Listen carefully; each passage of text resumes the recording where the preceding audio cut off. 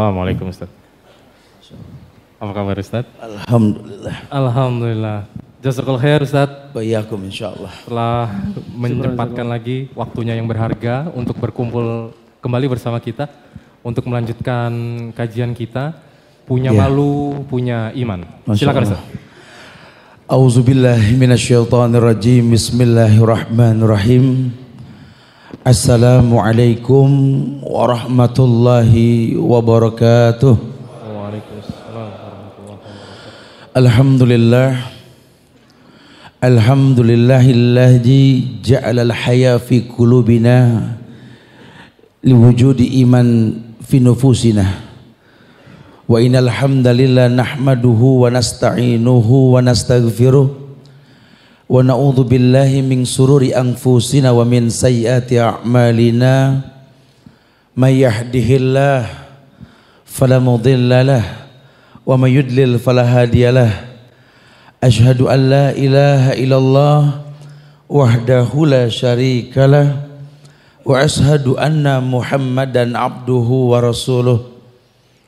Amma ba'du fa inna ahsanul kalam kalamullah wa khairal huda huda Muhammadin sallallahu alaihi wasallam wa syarrul umuri muhdatsatuha wa kullu muhdatsatin bid'ah wa kullu bid'atin dhalalah wa kullu dhalalatin finnar. Ma'asyiral muslimin wal muslimat, sahabat-sahabat yang Allah muliakan dunia dan akhirat. Walhamdulillah, izin Allah kita bisa berkumpul kembali di masjid Allah yang mulia, Masjid Agung Al-Azhar ini. Ya Allah, semoga masjid ini terjaga sampai kapanpun untuk bisa menjadi taman-taman penyubur iman, wabil khusus untuk anak-anak Jakarta dan Indonesia secara umum. Karena memang taman-taman penyubur iman inilah yang akan selalu menjadi penyebab datangnya rasa malu dalam hidup kita. Karena boleh jujur, sesungguhnya malu itu adalah bukti adanya iman. Ketika Rasulullah SAW bersabda, al-haya khairun kulluhu khairun. Bahwa sesungguhnya yang namanya malu itu semuanya baik, kata Rasul. Karena malu di sini dalam bahasa Arab itu al-haya, merupakan pecahan kata al-hayat, kata Ibnu Qayyim al-Jauziyah, yang artinya hidup. Bahkan hujan pun dalam bahasa Arab kadang dikatakan al-haya. Ada alif maksurah di belakangnya itu. Kenapa? Karena memang hujan mendatangkan kehidupan. Bahkan kadang-kadang kehidupan dunia akhirat pun dikatakan al-haya. Ini memperjelas bahwa yang dimaksud malu dalam Islam ini adalah sesuatu yang hidup. Makanya Rasulullah SAW ini menjelaskan di sekian banyak hadis tentang malu, bahwa inna mimma adrakan nas min kalamin nubuwatil ula idza lam tastahi fasna ma syi'ta. Dalam sebuah hadis yang sahih ini dijelaskan bahwa sejak zaman dahulu, sebelum diutus Nabi Muhammad SAW, menjadi sebuah ukuran bahwa ucapan yang biasa diucapkan para nabi sebelumnya adalah kalimat ini. Inna mimma adrakan nas min kalamin nubuwatil ula idza lam tastahi fasna ma syi'ta. Kalau ente enggak punya malu, kerjain terserah ente. Ikmal ma syi'tum, begitulah. Ini memperjelas bahwa sesungguhnya dalam setiap perbuatan di Islam ini semua punya aturan. Makanya Rasulullah SAW diutus ke tengah umat akhir zaman ini untuk mengajarkan aturan main dalam beribadah. Makin orang punya rasa malu sama Allah, karena Allah perintahkan dia malu. Caranya bagaimana? Wa bi ni'mati rabbika fahaddis. Suruh sebut nikmat Allah. Kalau orang sudah menyebut nikmat Allah, dia akan tahu nanti bahwa segala sesuatu ini memang Allah ciptakan. Maka rasa malu pun timbul. Alasan apa dia nggak beribadah kepada Allah? Lawang memang Allah yang bilang wa ma khalaqtul jinna wal insa illa liya'budun. Tidaklah aku ciptakan jin dan manusia kecuali untuk beribadah. Cuma ketika dia tidak punya malu, kita belum bicara penyebabnya nih. Cuma yang pasti ketika dia nggak punya malu sama Allah, maka ibadah cuma sekedar gugur kewajiban atau beban yang tertunda. Ya Allah, udah maghrib lagi. Udah Isa ya. Muadzin ngaco nih. Muadzin salah ini. Kata muadzin udah tit, tadi udah bunyi begitu bahasanya. Ya Allah, udah Rejab lagi, Rejab nih Masya Allah. Habis Rejab Roah, betul lah. Habis Roah Ramadan dah. Aduh Masya Allah. Ya Allah, pada berantem lagi dah masalah Ru'yatul Hilal dan urusannya. Rutinitas tahunan di Indonesia betul. Aduh, mau sampai kapan pada bengkelai mulu anak bangsa dah. Ya. Udah. Kita harus yakin bahwa yang namanya syariat tertulis dalam Quran dan Sunnah. Ya, bukan untuk mendatangkan keributan, bukan. Malu dong sama Allah. Apalagi kalau sudah bicara sebuah ibadah. Ibadah tidak mungkin kecuali Allah perintahkan, Nabi mencontohkan. Kalaupun dia tidak melakukan tapi dia mengiyakan.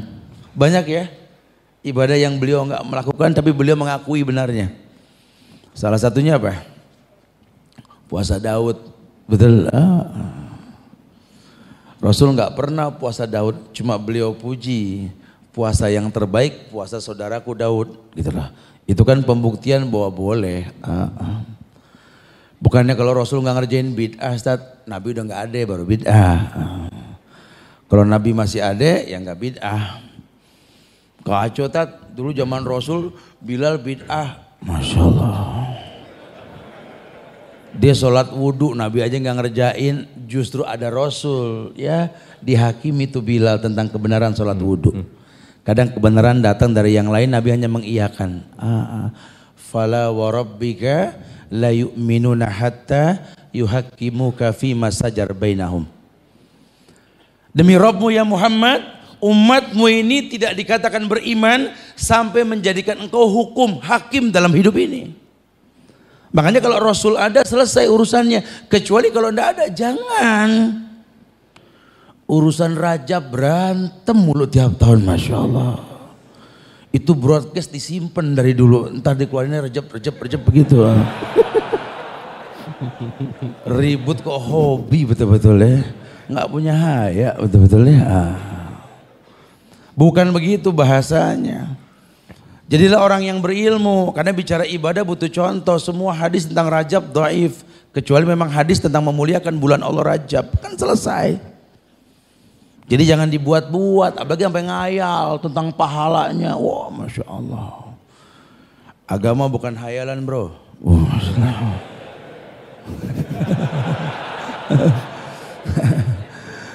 Agama ini bukan hayalan, agama real, ibadah. Ibadah yang memang butuh contoh. Makanya diutus Nabi Muhammad SAW untuk mengajarkan ibadah. Ya, orang yang berilmu, orang yang tahu bahwa Rasulullah ajarkan tentang rasa malu. Dan malu merupakan bagian iman. Al-haya minal iman. Bahwa malu itu bagian dari iman, dan malu yang dimaksud oleh ulama di sini artinya bukti sebuah kehidupan. Kalau kau malu, tentu kau akan tambah ibadahmu kepada Allah. Bukankah itu yang dikatakan Rasulullah SAW ketika istrinya bingung tentang apa yang dia lakukan?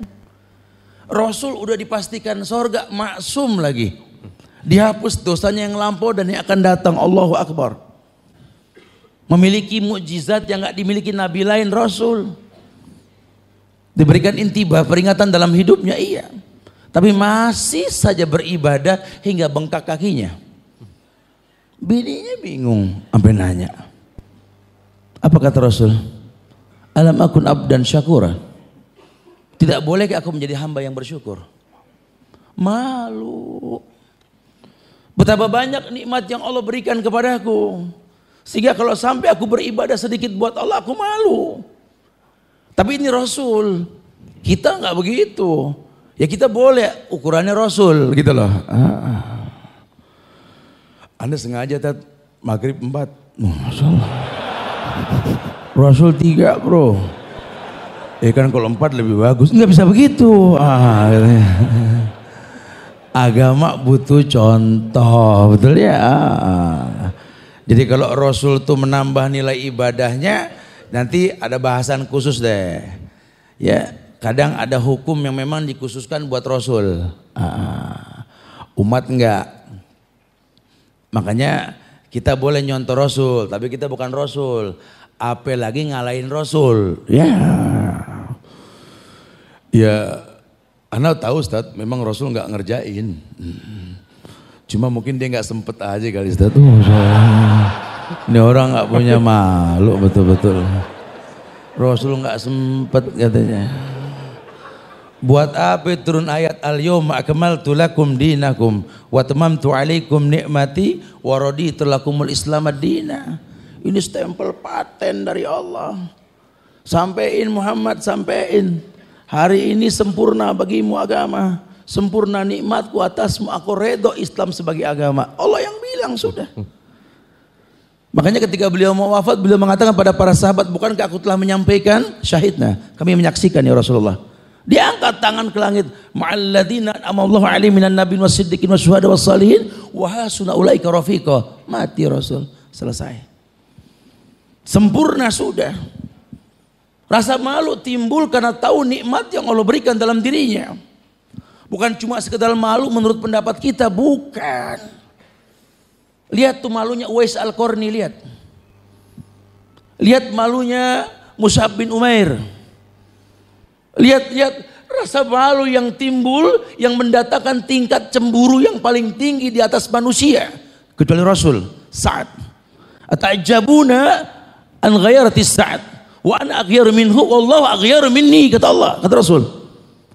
Kalian takjub dengan rasa malunya Sa'ad sehingga dia punya cemburu yang tinggi. Kalau keluarganya berbuat maksiat, dia malu sama Allah.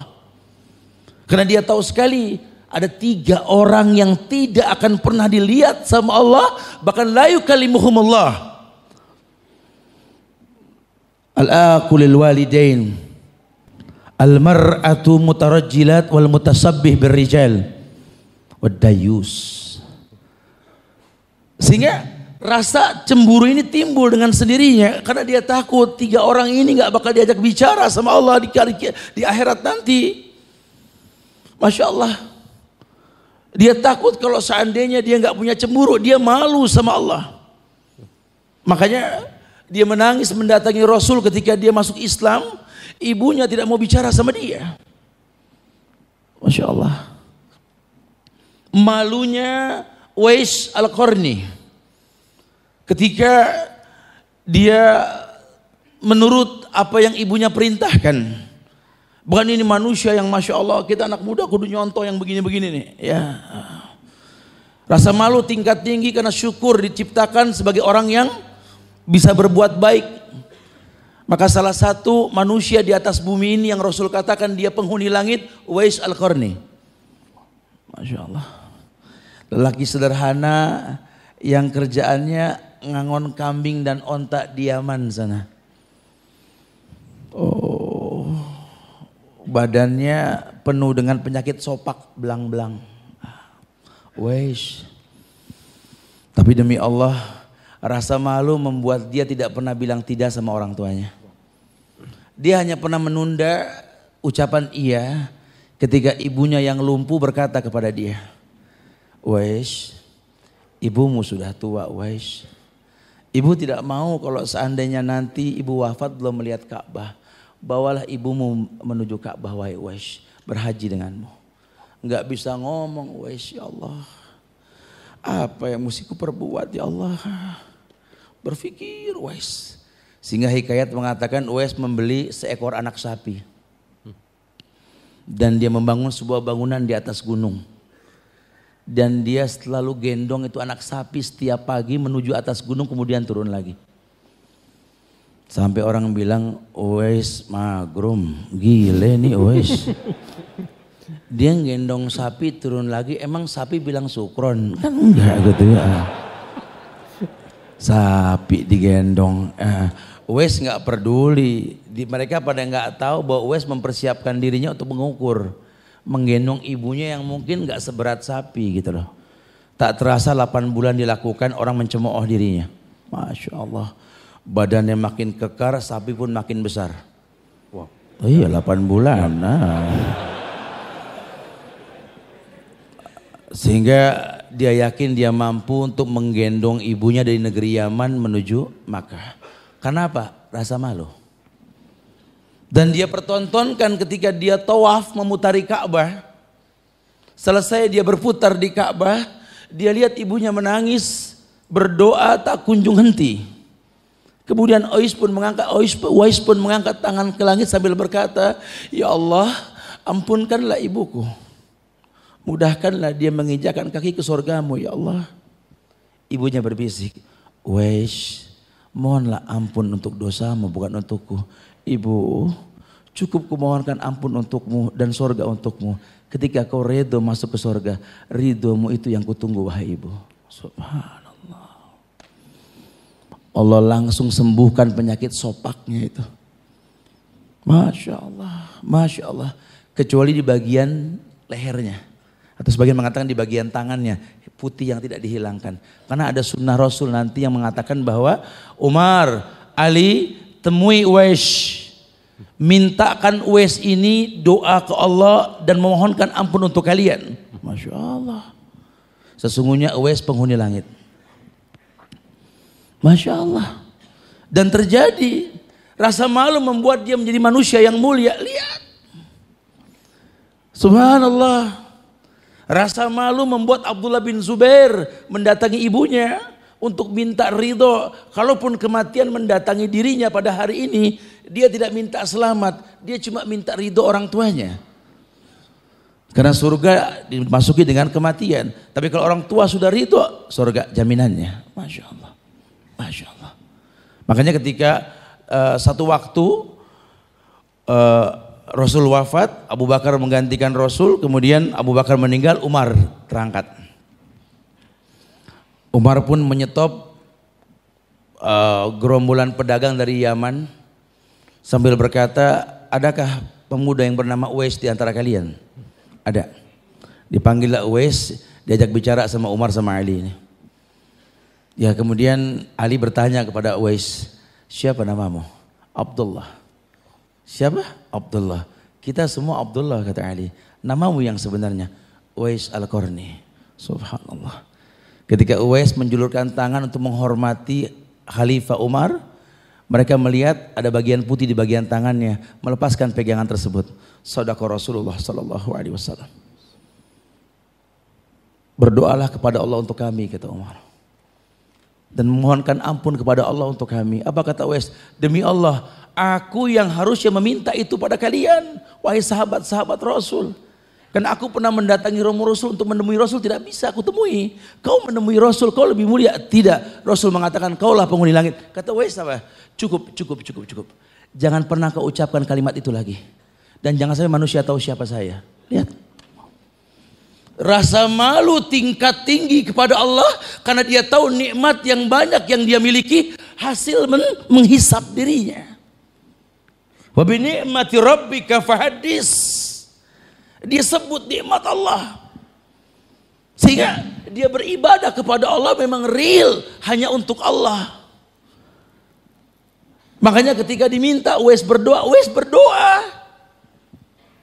Dan sahabat menyaksikan sekali suasana yang berbeda ketika Uwais mengangkat tangan ke langit. Kenapa? Allah mencintai Uwais.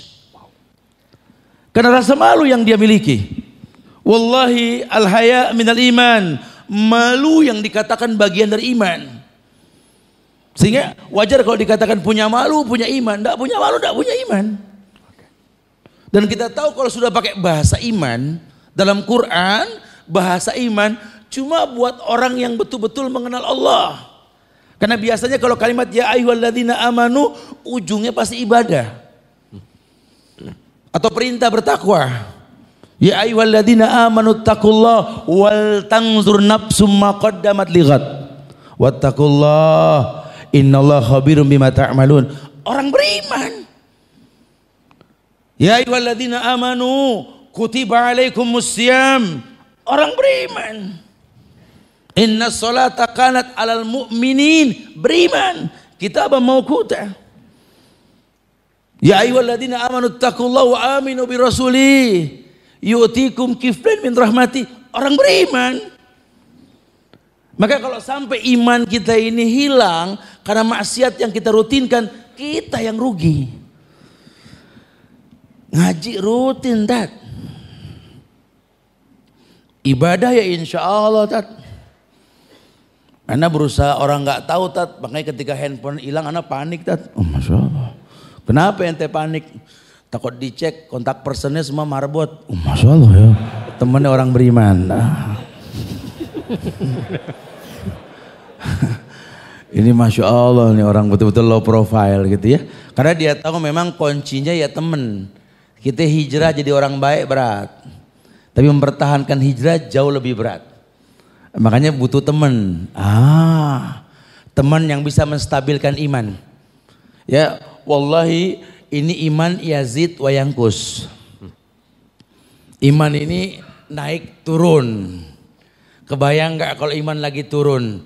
Tentu ibadah kita juga kendor. Makanya kalau antum buka di kitab Ad-Dawa setelah bab maksiat menghilangkan rasa malu, maksiat akan menghilangkan pengagungan kita ke Allah ketika beribadah.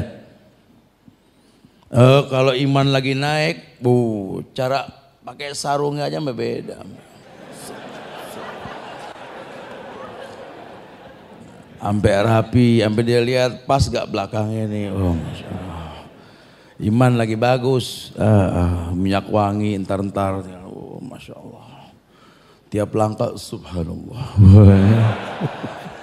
Kalau iman lagi turun, astagfirullah, itu sarung lepitannya kayak semar ngicuanta. Oh, Masya Allah, subhanallah. Sampai gede gulungan di depan gitu. Sampai yang punya pabrik sarung nggak demen sama dia, sarung jadi jelek gitu katanya. Ini Masya Allah ini. Ya, itu iman. Orang kalau sudah bicara iman sama Allah, insya Allah, karena otomatis ya, ketika iman ini tambah, maka maksimallah ibadah yang dia lakukan. Apalagi berkaitan iman ya berkaitan dengan hati tentunya. Ya, iman itu kan di hati. Ketika hati ini benar karena iman, oh Masya Allah, ini hati ini driver nih. Dia yang bisa nyetir semua organ tubuh kita. Bahkan Rasul pernah bilang semua anggota tubuh kan ngomong ke hati setiap hari kan. Hati, kita tergantung kamu, katanya begitu. Kebayang nggak kalau iman ini stabil di hati, hati bakal ngomong ke mata, lihat tapi jangan bablas gitu. Dengar boleh tapi jangan diapalin. Tangan sentuh yang baik-baik. Mungkin ente nggak bisa berbuat baik tapi kan bisa menunjukkan kebaikan tuh. Kaki melangkah deh, ingat ke atas dosa diangkat, turun ke bawah diberikan satu pahala. Melangkahlah pada tempat yang baik. Itu semua hati. Oh nggak setiap orang, nggak setiap orang bisa seperti itu. Makanya wallahi Islam ini giring kita untuk paham loh. Ternyata memang betul kalau Nabi mengatakan seperti itu. Inna mimma adrakan nas min kalami nubuwatil ula idza lam tastahi fasna ma syi'ta. Dan ini sudah jadi sebuah perkataan biasa di kalangan para nabi terdahulu. Mungkin al-anbiya dinuhum wahid wa umum satta, betul? Wa likulin ja'alna sir'atan wa minhajan. Pada setiap nabi punya cara dalam beribadah, iya, tapi tetap standarnya malu.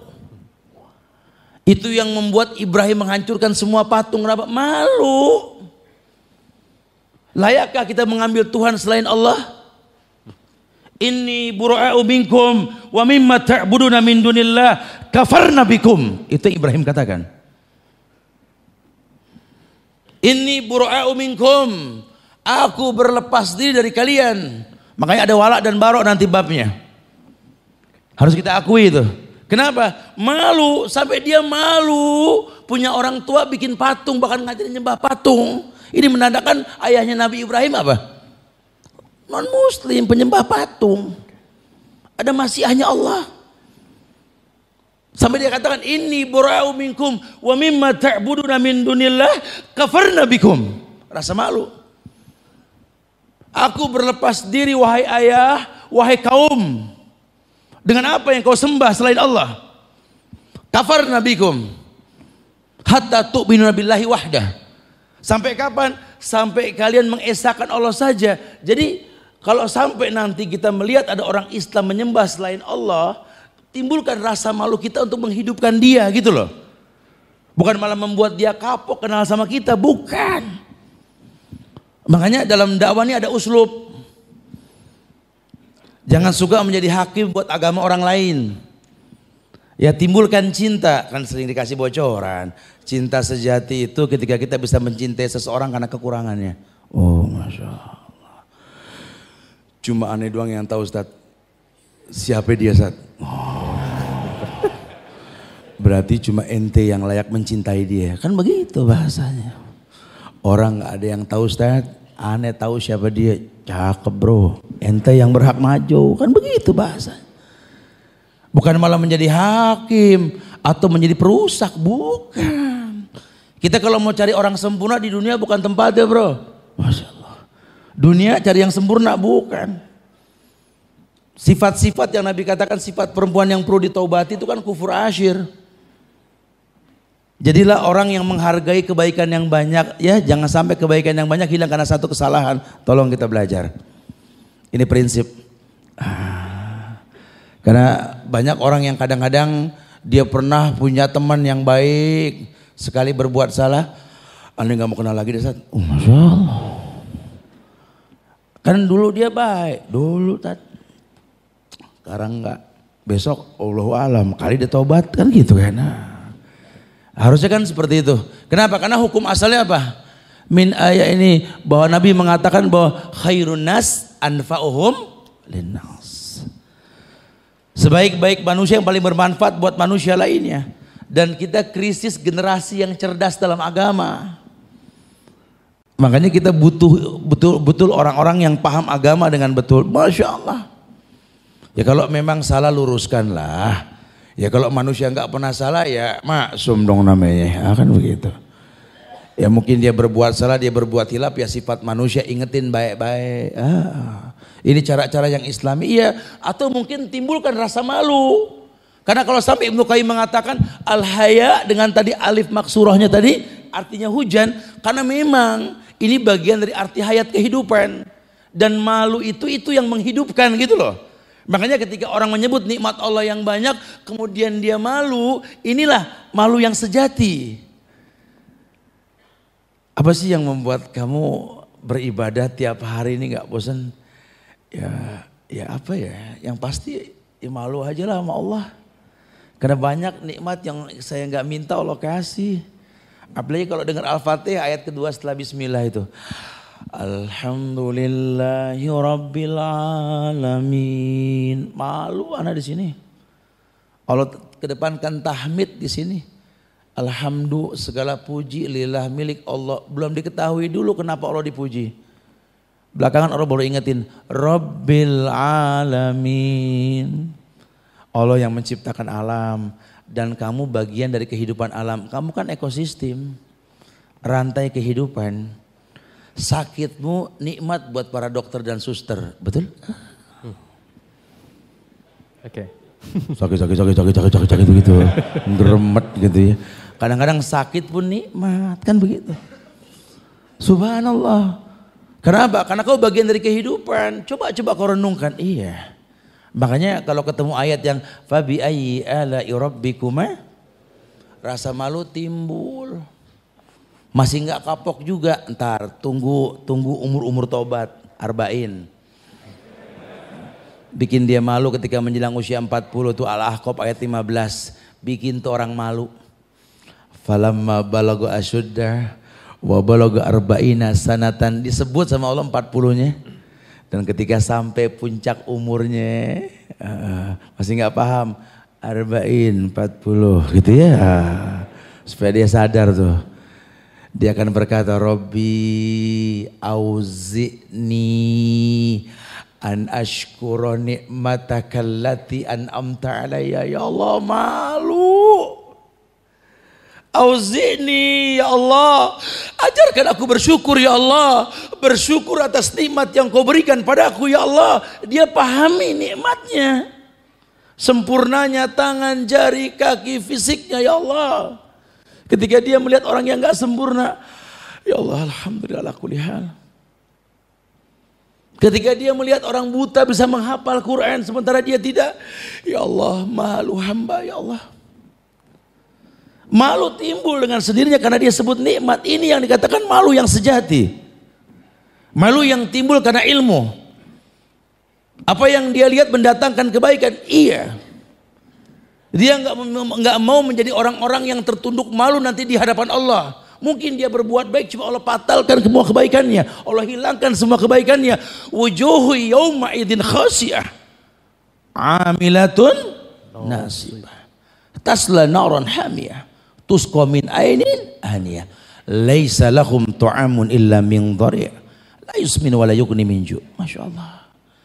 Allah sebut dan sering diulang ketika sholat Jumat. Kelak nanti di akhirat ada wajah-wajah yang tertunduk malu di hadapan Allah. Malu. Amilatun nasibah. Dia pernah beramal soleh di dunia, cuma Allah musnahkan semuanya. Ya Allah. Entah siapa orang tersebut, Allah hanya mengatakan kelak ada orang yang seperti itu. Ya Allah, buat orang yang menghisap dirinya berharap jangan jadikan aku bagian dari itu ya Allah. Orang yang tertunduk malu di hadapanmu di akhirat nanti ya Allah.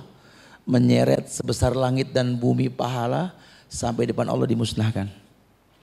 Kenapa? Karena nggak punya malu. Tidak punya malu. Kalaupun dia beribadah tanpa rukun dan syarat, malu nggak menimbulkan ikhlas, malu nggak menimbulkan ittiba, batal rukunnya. Walaupun syaratnya sempurna, wudunya bagus, semuanya bagus, mandinya rapi, bajunya keren, masjidnya cakep, bacaannya, cuma dia nggak ikhlas. Dia pengen dipandang sama manusia, ya Allah. Terjebak dalam ayat yang mengatakan wa minan nasi may yattakhidhu min dunillahi angdadan yuhibbunahum ka hubbillah walladzina amanu asyaddu hubban lillah. Ada sebagian manusia nanti yang mengambil tuhan-tuhan lain selain Allah. Dia beribadah bukan untuk Allah, buat manusia biasa. Sementara ayat mengatakan bahwa walladzina amanu asyaddu hubban lillah. Orang yang beriman, walladzina amanu asyaddu hubban lillah. Dia lebih mencintai Allah ketimbang yang lainnya. Kenapa? Malu. Malu yang mendatangkan kemuliaan.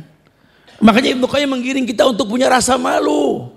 Bagaimana mendatangkan rasa malu? Hisab diri kita. Baca nikmat Allah. Kerdilkan diri kita di hadapan Allah. Malu timbul dengan sendirinya. Makanya salah satu da'bus sholihin yang bisa menjadi penyebab terangkatnya kembali iman yang sedang turun, yakni membiasakan bangun malam. Wan nasun niyam. Ketika orang semua tertidur, dia bangun malam. Aduh. Dia hisab dirinya, ya Allah. Singkatnya waktu, ya Allah. Dulu bangun tidur bisa langsung loncat, ya Allah. Sekarang atu-atu melek, Masya Allah. Ata dulu, ata dulu, ya Allah. Mau duduk aja 3 kali bismillah. Bismillah, bismillah, bismillah. Bayangin kamar mandi, ya Allah. Mana jauh kamar mandi, ya Allah. Diri sama diri, jalan kayak robot kurang diputar. Krik, krik, krik. Dikit, dikit, dikit, dikit. Ya. Dulu kita nggak seperti itu. Nah, dia bermuhasabah diri, ya Allah. Udah berkeluarga, udah punya anak. Habis sholat dia keliling, dia lihat anaknya, ya Allah. Rabbi habli minas sholihin, ya Allah. Uizuhma bi kalimatillahi tamati min kulli syaitan rajim min hamatin wa min ainin lamah. Sunnah kan? Kita orang tua nengokin anak kalau malam kita bangun. Ini bukan nengokin anak, buka kulkas. Merem lagi. Anak tengokin dulu. percikan bekas wudhu kita ke pasangan kita.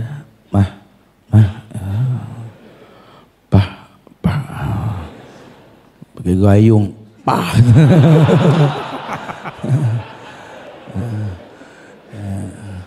Iya kan emang begitu ya. Tapi ngomong dulu, jangan main kepret aja, ngomong dulu. Iya betul-betul memang membiasakan diri untuk seperti itu. Atau sebelum ngepret kita ngeliatin dulu. Tuh ya Allah, iya ya.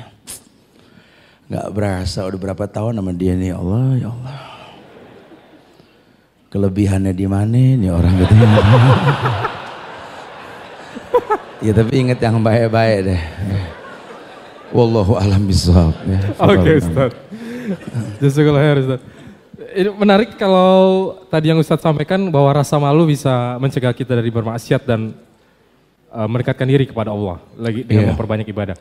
Bagaimana jika ada seorang yang memiliki rasa malunya tapi justru dia menarik diri bahwa dia merasa bahwa dirinya adalah diri yang kotor, jiwa yang kotor yang tidak pernah terbebas dari dosa, lalu dia menarik diri dari beribadah karena malu dengan cara seperti itu. Bagaimana? Itulah yang makanya Ibnu Qayyim detail sekali di kitab Ad-Dawa itu. Kadang orang menganggap rasa malu itu membuat dia enggan berbuat baik. Ini malu yang salah. Makanya tadi sengaja beliau menerjemahkan kadang kalimat haya itu diterjemahkan hujan, kadang kehidupan akhirat atau sesuatu yang memang membawa nikmat. Karena yang namanya hidup itu adalah rasa malu. Jadi malu yang dimaksud itu malah membuat grow up gitu loh. Harusnya begitu. Kan Rasul tadi, ya Allah Rasul nggak perlu sholat sampai tahajud ngapain Rasul? Apaan udah maksum? Justru itu aku malu gitu loh. Tidak boleh aku menjadi hamba yang bersyukur. Bahkan dalam sebuah riwayat dikatakan ketika Rasul nanti dibangkitkan dan dia dimasukkan ke sorga, yang pertama dia lakukan adalah sujud. Sehingga Allah berfirman, ya Muhammad, sekarang bukan saatnya bersujud. Masya Allah. Karena yang dia tahu ya hidup ini ya bersujud, beribadah kepada Allah.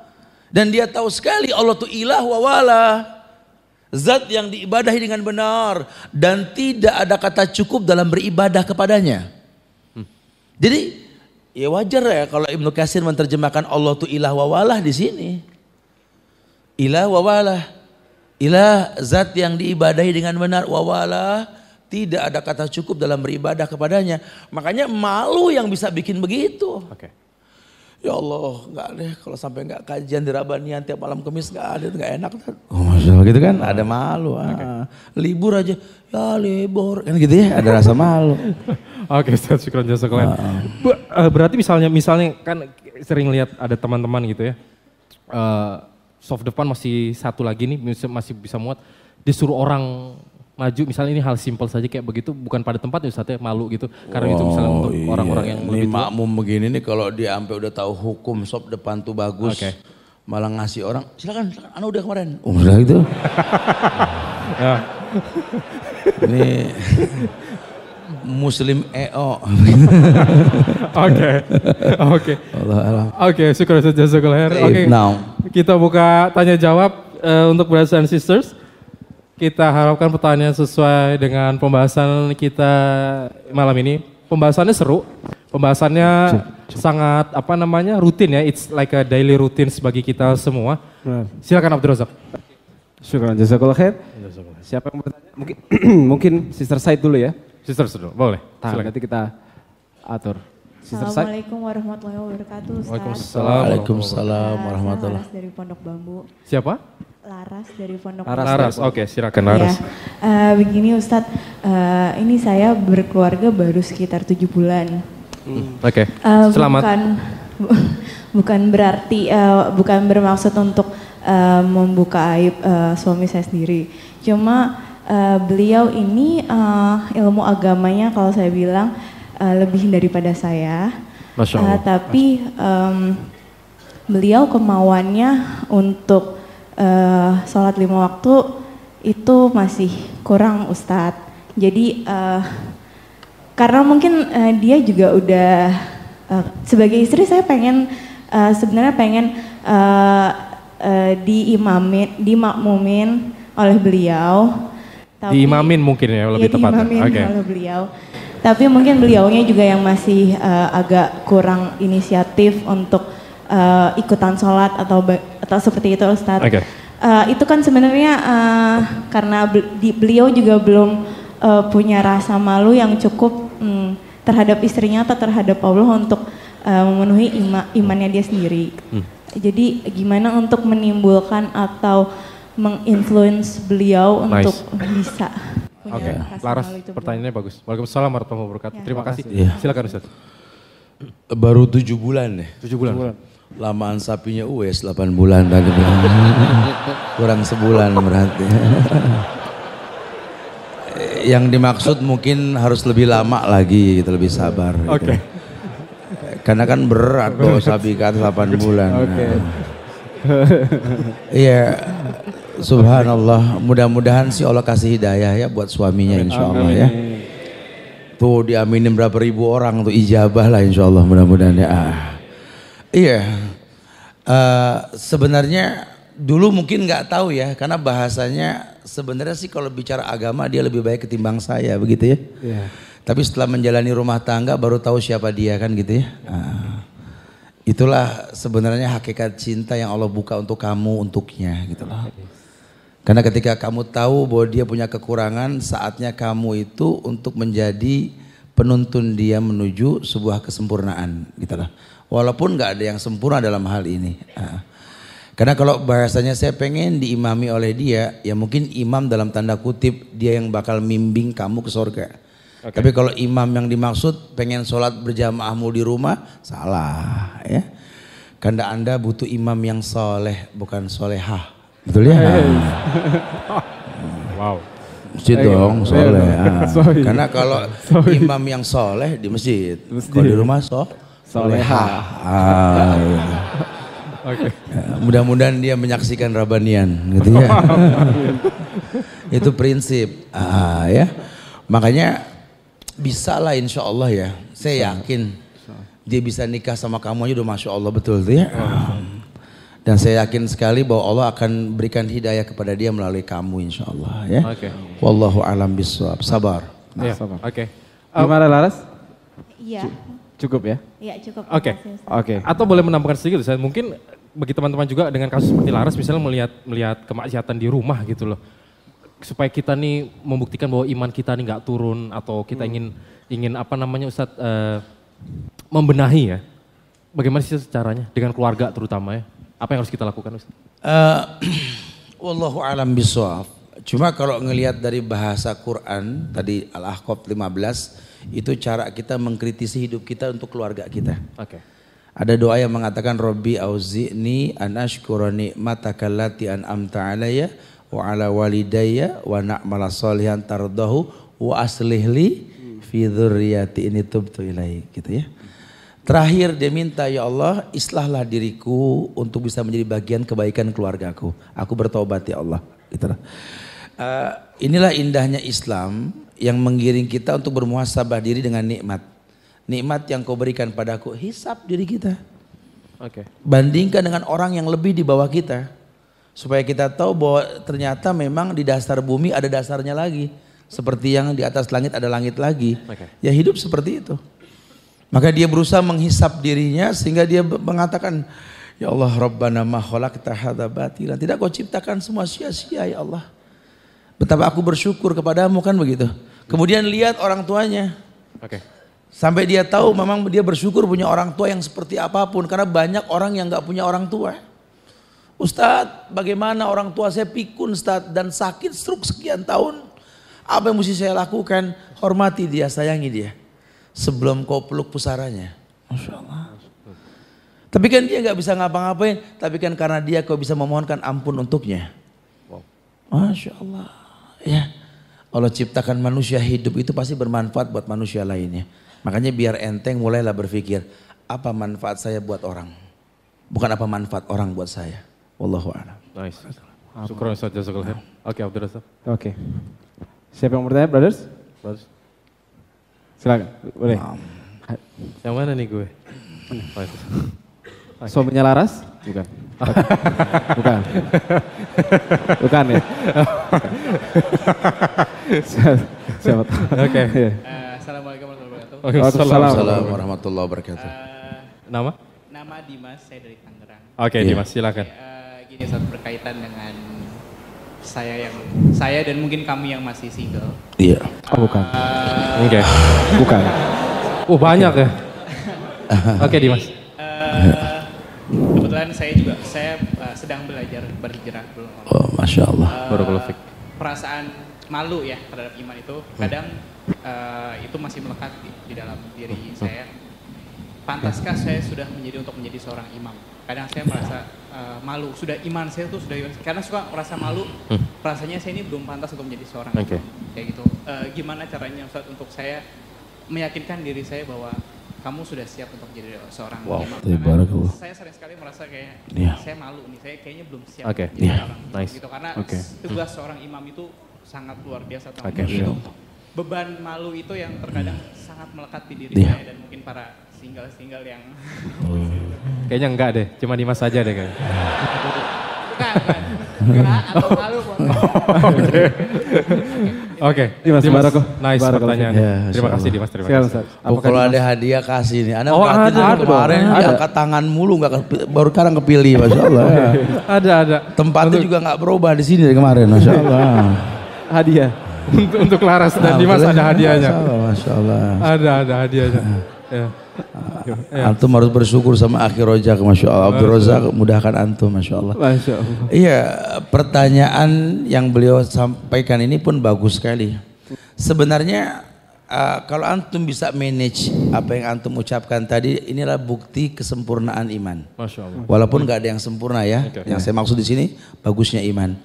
Karena justru ketika iman itu bagus, kita akan merasa kurang kepada Allah.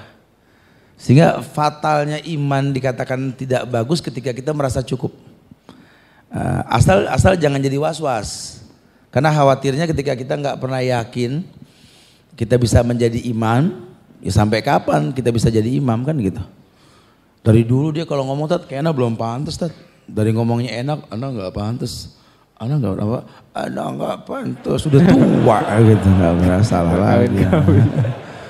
Jangan dong ya. Harus berani, antum punya ukuran, ada standarisasinya.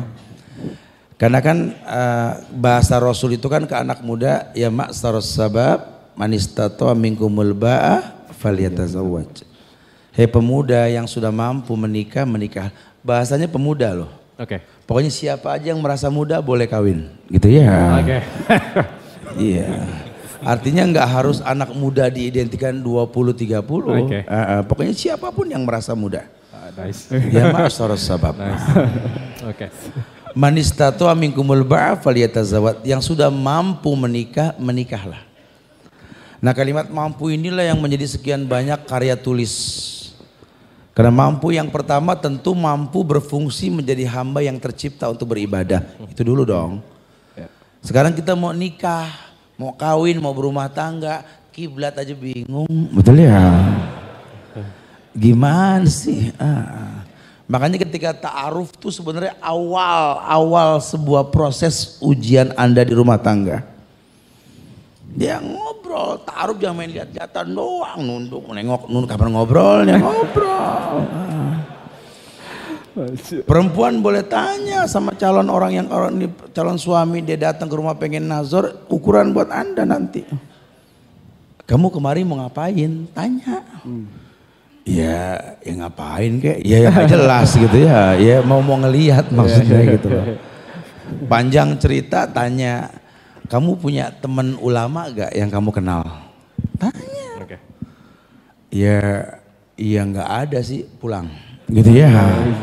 Karena gimana suami nggak punya teman ulama? Kalau punya masalah sama istri, larinya bukan ke ulama, ke anak tongkrongan, betul?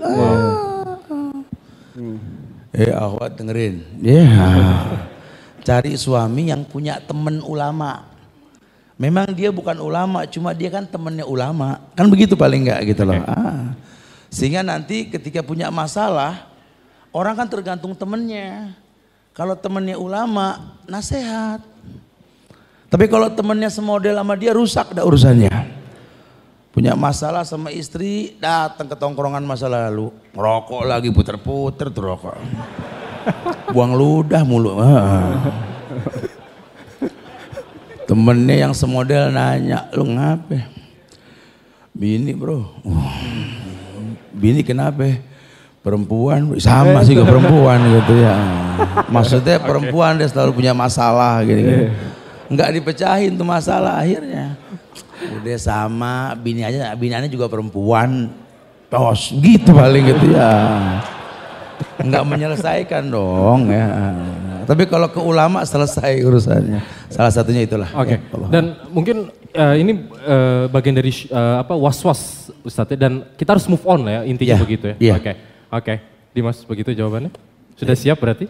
Amin ya. Insya Allah. Oke. Insya Allah. Kamera boleh ke dia, Pak.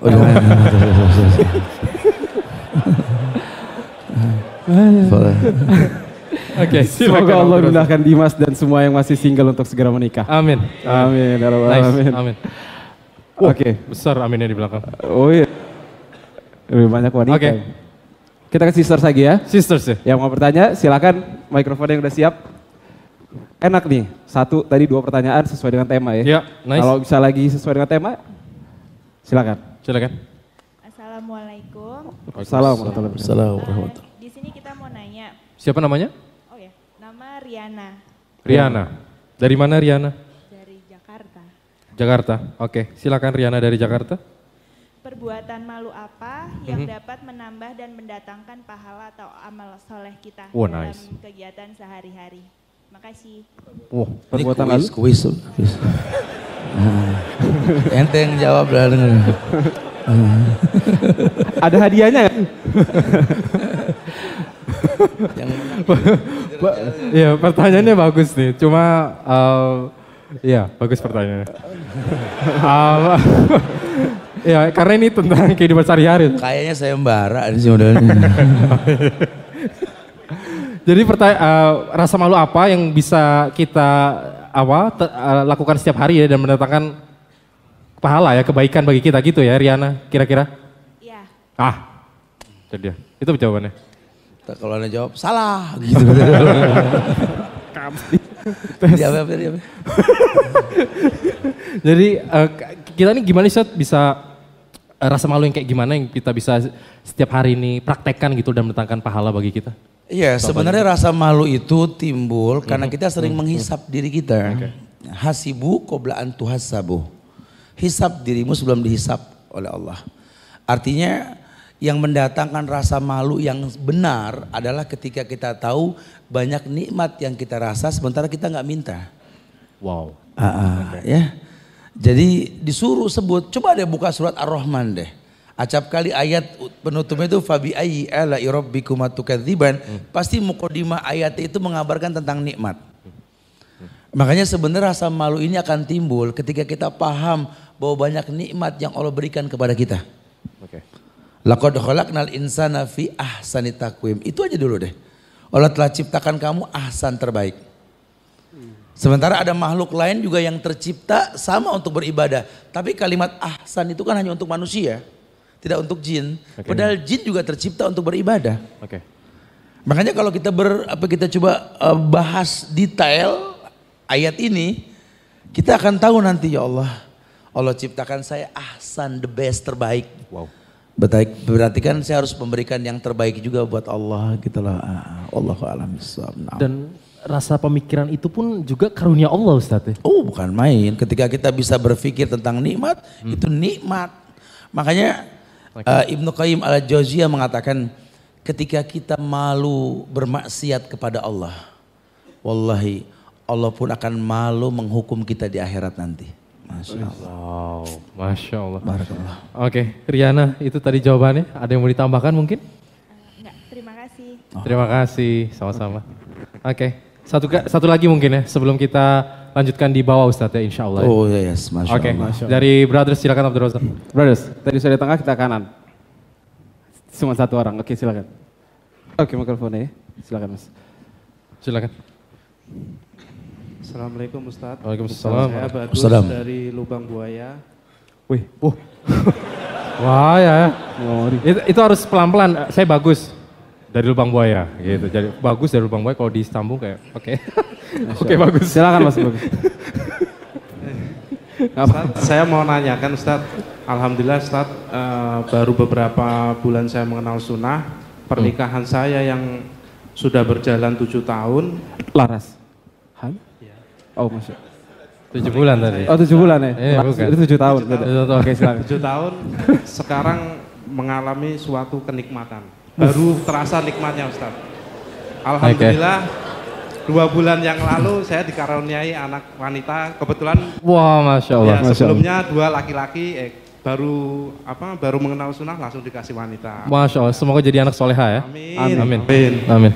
Kemudian Allah kasih kenikmatan terus menerus, sehingga menimbulkan saya dan istri ini malu karena kita ini masih terlilit riba Ustaz. Oke. Nah, kita berdua sepakat ingin menjual rumah kita tinggalin untuk melunasi semua itu, karena dalam kondisi seperti ini Allah selalu mempermudah kita. Ya. Semuanya untuk urusan dunia ini diberi kenikmatan. Masya Allah. Tadinya sering berantem, nggak pernah berantem. Masya Allah, Masya Allah. Susah ngaji sekarang sangat mudah. Hafalannya juga pintar-pintar. Nah itu makanya apakah itu was-was setan atau memang itu benar pemikiran kami ini, karena saya takutnya karena kita baru belajar, takutnya ide kami ini memang sempat ditentang sama mertua, ngapain sih jual-jual rumah gini, tapi kita nih tahu ibaratnya riba itu sebagai salah satu dosa besar lah.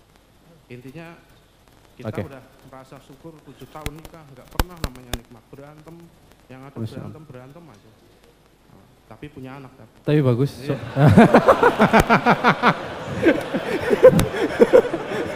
Ini keren nih. Berantem, tapi punya anak. Gak pernah berantem tapi punya anak gitu. Itu nice. Jadi gue gak jadi sedih nih.